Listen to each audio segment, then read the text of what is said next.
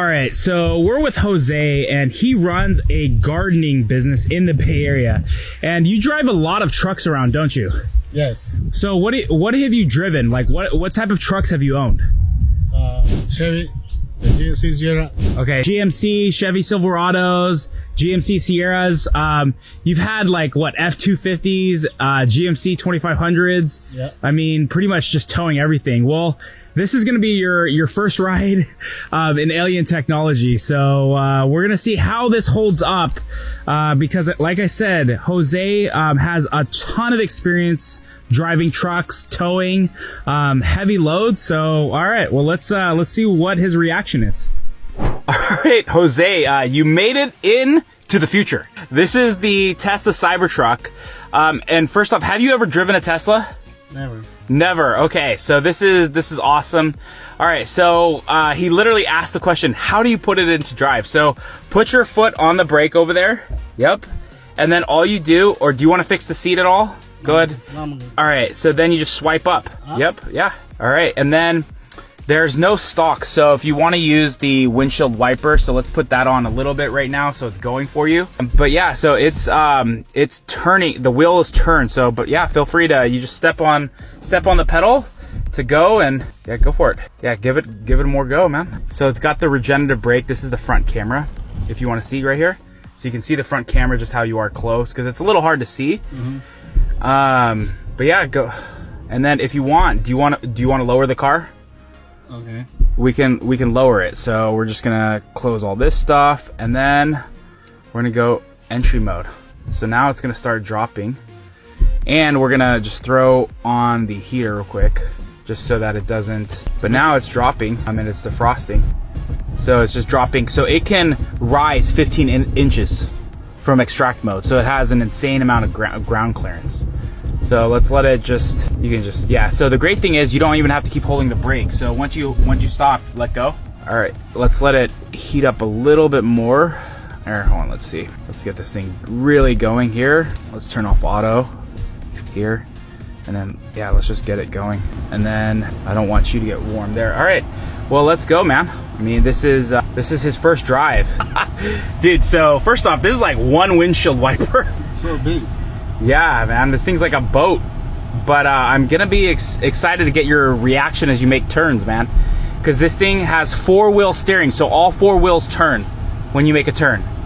So yeah, make a left here, man. You're barely turning the wheel and it's turning. You have to do a little, right? Yeah, not too much, man. But yeah, let's just turn the heater off, otherwise it's gonna feel like Mars on here. But does this feel like driving a truck? What does it feel like driving? Car. Because yeah, man, you haul tons of stuff in your truck, right? Yeah. So this is pretty crazy. Just to, all right, let's make a right here. So that's called regenerative braking. So as it brakes, it's actually charging the battery. You don't have to brake, right? Yeah. So did you wake up this morning thinking you were gonna be driving a Cybertruck? You don't have no idea, right? Yeah, go ahead. And again, you're like barely turning the wheel. Yeah. I mean, does it feel like a go-kart too? This thing's so nice. Well, how does this compare to other trucks that you've driven? Like, what's different about this? I mean, basically, there's a lot of noise, you know, with the oil truck. That noise all behind you. It's very quiet. So quiet, yeah. Yeah, if you want, you could even punch it too. Hit it real quick, or not. What are you liking about it, or what are some again, what are callouts? Tell me more. I never drive electric car. This is my first time that I'm doing this, so it's so different. I mean, it's so different than driving like gas cars, right? Yeah, you can even hear the tires. Yeah, you can even hear that. It's so quiet. Yeah. Well, this can tow 11,000 pounds, and it's got a 6-foot bed. How does that compare to what the type of trucks that you've driven? Is that pretty standard, pretty normal? Like on your GMC Sierra, do you know how big the bed is? It's about the same size. 6 Yeah. by 8, I think, something like that. Crazy. Yeah, so it's raining. A lot of the windshield wipers going back and forth. But is this something you would drive around? One other thing too you told me is you're spending $100 a day in gas. Yeah. Right? Like, I mean, like, is that something that bothers you? Are you okay with that, or? I mean, it bothers me, but right now I cannot spend money on buying something like this. Yeah, but the I gotta live with that right now. Yeah, what would you think though, like if, because again, I think we talked, I mean, even if the payment was $1,000 to $1,500 on something like this, that's less than the $2 to $3 grand you're spending a month in gas, right? Yep. Yeah, but would you say that this would be better than the trucks that you're currently driving, or do you think you would probably still stick with your current truck? No, this is much better, for sure.